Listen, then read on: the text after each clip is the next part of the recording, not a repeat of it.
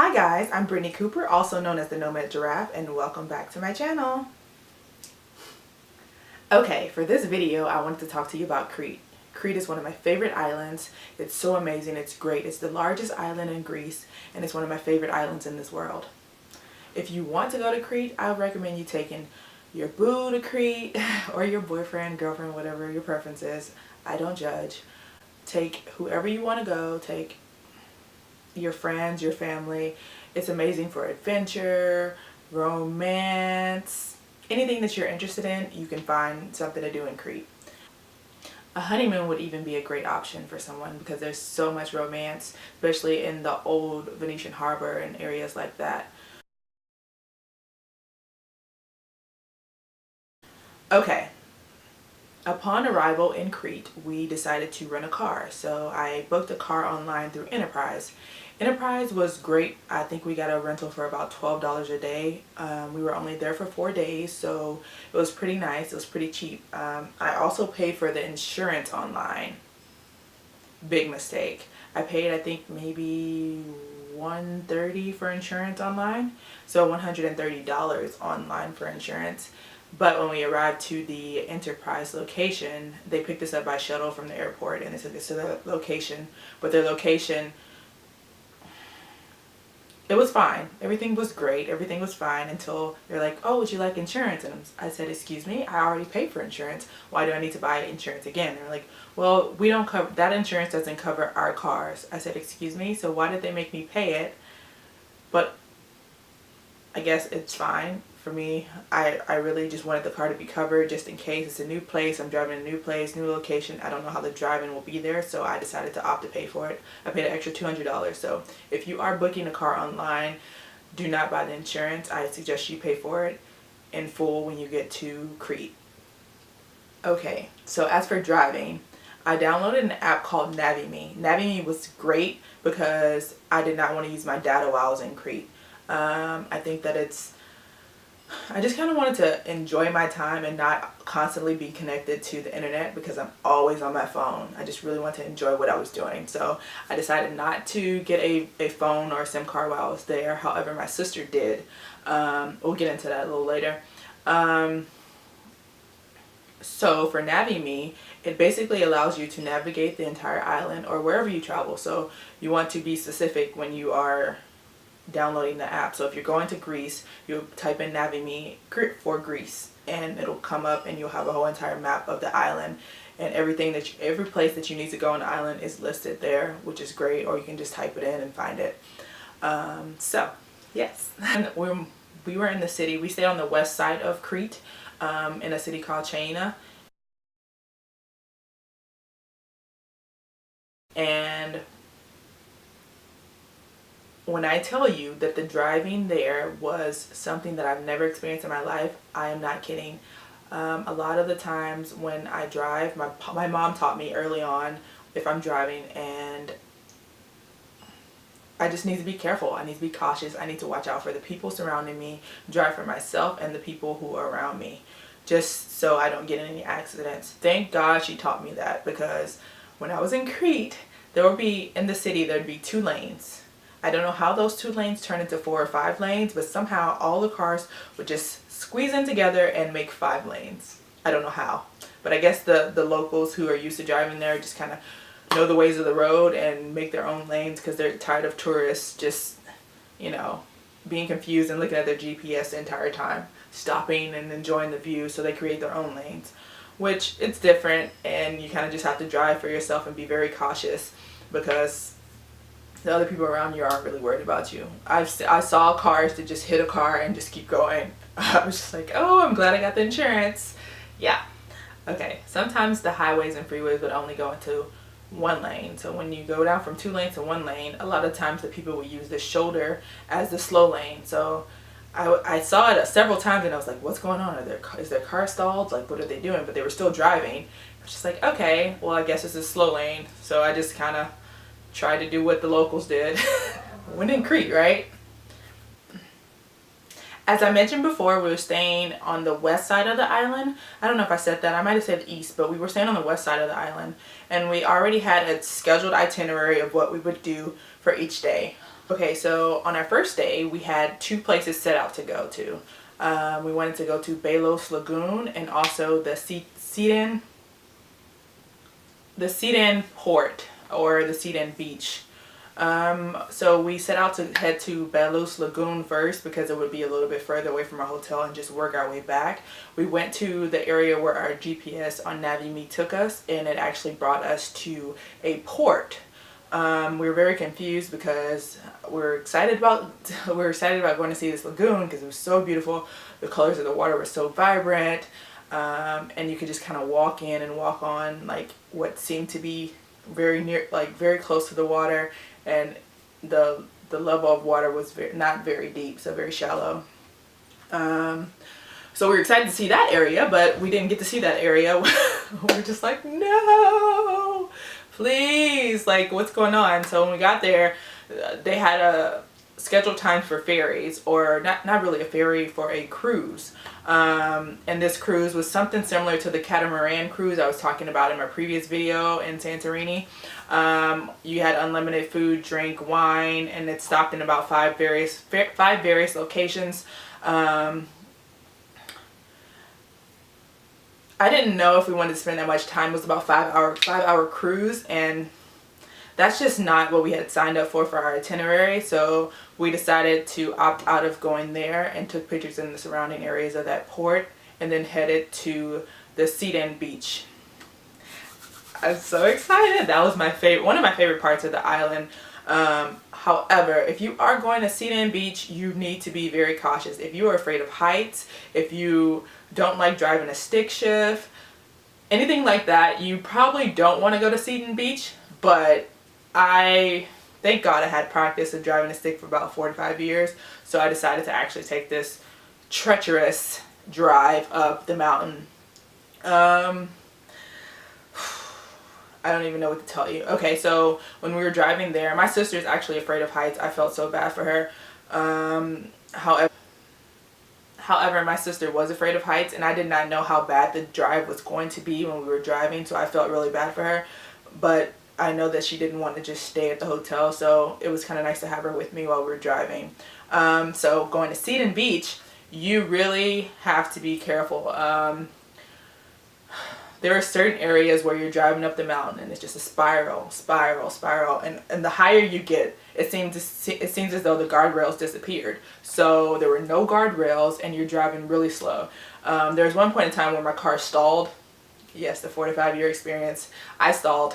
My car stalled, and I started to freak out because I'm not really good when it's driving on an incline, like starting it back up without rolling backwards. Thank goodness I wasn't on the edge. But so you just have to be really careful. After that stall, I stayed in one the entire time. I probably messed up their transmission, but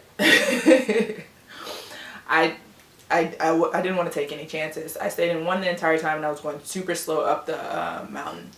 Let's see, what else did we do? Well, actually, I had to think about like how we were on the edge. So, you know, when you're driving up, you're just on the edge of the mountain. Like, there's no guardrail and you're close to the edge. And I'm kind of on the inside lane, but my sister's really close to the edge, and I felt terrible because she is afraid of heights. At one point I had to just tell her, recline your seat and act like we're on a flat surface, because she was freaking out, and it started to freak me out. And I'm not afraid of heights by any means, but that kind of scared me a little bit. So on the way to Seaton Beach, you have to drive up just to walk down. So there's a lot of terrain, gravel, huge stones, and you get there, and it's a huge area overlooking the water, and then you see it down, like you have to get to the edge just to look down and see the actual beach,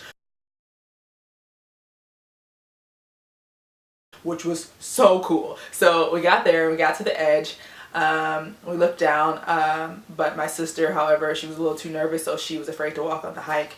If you're going to Seaton Beach, you need to bring tennis shoes. Tennis shoes are very important. Tennis shoes, a waterproof phone case. Let's see, maybe you don't really need swim shoes because there's sand down there, but if you're hiking down, you need tennis shoes. I ran past a couple of ladies in flip-flops, and they were struggling to hike down.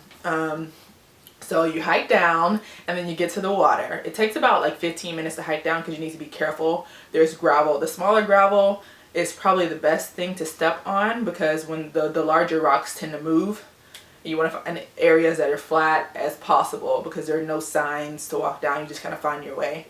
It's a secluded beach, so when I got down there was about 50 people. So nice. The water was so clear. It was cold. There was like a yacht parked in the water in an area.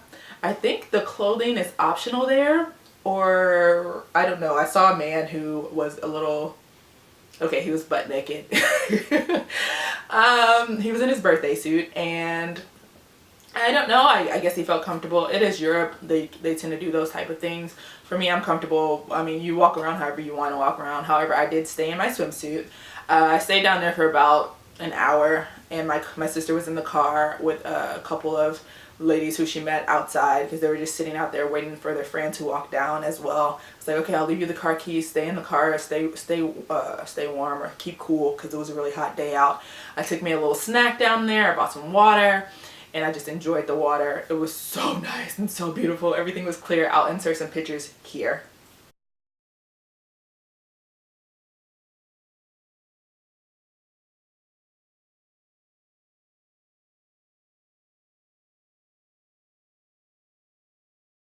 Okay, the next morning we decided to go to the grocery store so we could pack a lunch to come with us. So we went to the grocery store and then went back home. We packed the lunch and headed off to Elafanisi. Well, Elafanisi is known for the pink sand beaches. The drive there was about 2 hours and 30 minutes.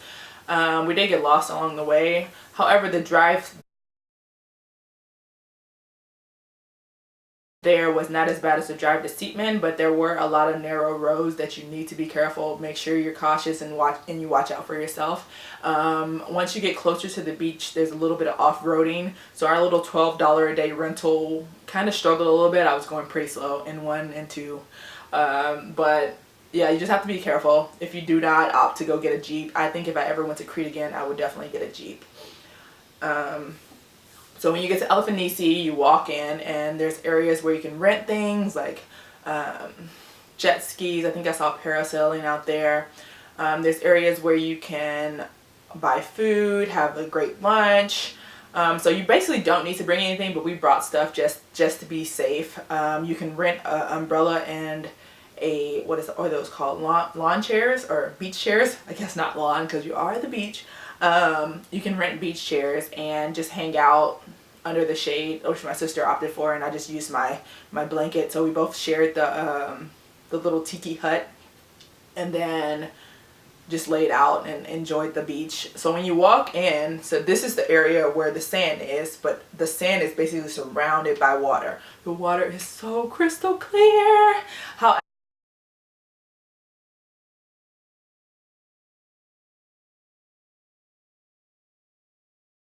in certain times of the year, the sand is a little bit more pink than others. So when I went maybe, was it June? It was like the beginning of June, late May.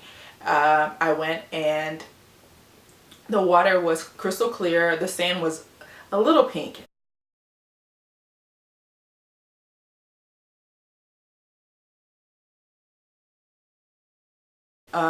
But the month before I went, one of my friends from Poland, he went and there was no pink sand. He was so mad because it's advertised as a pink sand beach. I think it depends. I think earlier on in the travel period or the touristy time, like May, June, the pink sand is not really there. But when you go to Elafanisi in July, I think the sand is much pinker than it is, let's say, June or May. But I mean, it's still so beautiful. There's like shit, like it just seemed like Earth's natural ombre from the sand to the water, and how deep, the deeper you got, the bluer the water got, but it was still so clear you can see right underneath. I definitely did a little snorkeling while I was there.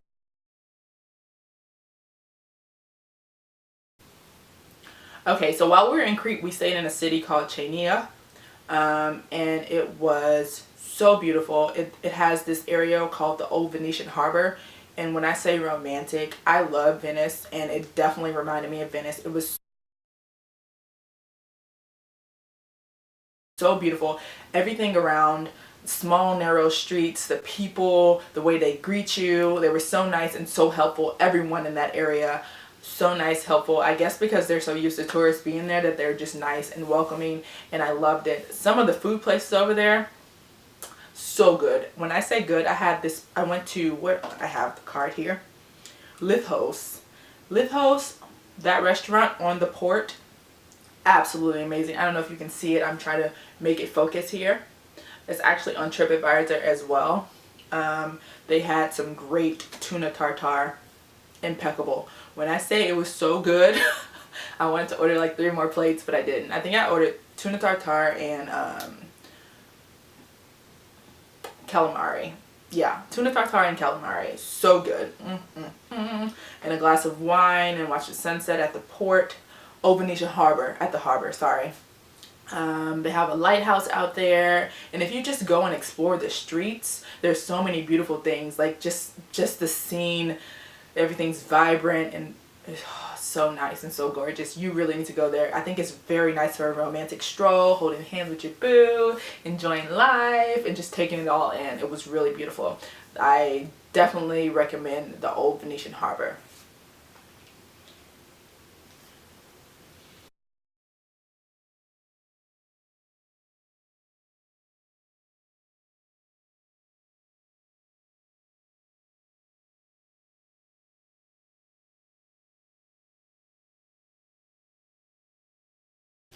Okay, last but definitely not least, I would definitely recommend this place. We went to Knossos, which is supposed to be the oldest known city in Europe.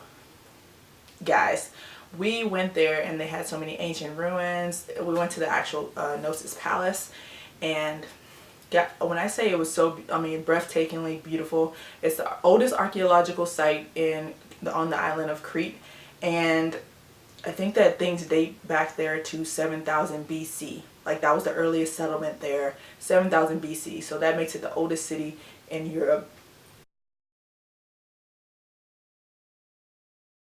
And it was so cool. It was so awesome. If you're into like history and you just don't want to go and see the beaches while you're in Crete, I definitely recommend going to Knossos. It was great, great, great, great, great. I really enjoyed it. I took a couple pictures there as well, and I'll insert them here.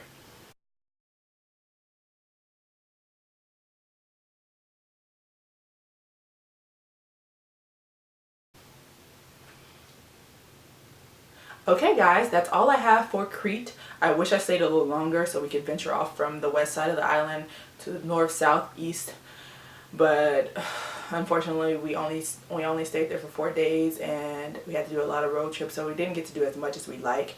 But we did go to the old harbor quite a lot, the Old Venetian Harbor, just to eat dinner and lunch and things like that when we came back from our little road trips and excursions. Most of the time we end up taking a lunch with us, but for dinner we would go out and eat and have a great dinner by the port, or port, I keep calling it a port, it's the harbor, the Old Venetian Harbor. I highly recommend. All the food over there is really good, especially if you pay attention to TripAdvisor reviews, then you know where to go. We kind of walked by and they had an advertisement for this place, which was very good. I don't know if that's going to focus, but yeah. So I would like to thank you for watching. I hope you liked this video. Give it a thumbs up and press the subscribe button down below. I would love to have you subscribe. If you do have any other places you'd like me to review, or you have any questions about Crete, don't hesitate to ask.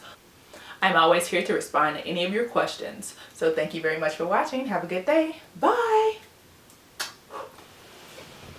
Yes. Shining, shining, shining, shining, yeah. All is winning.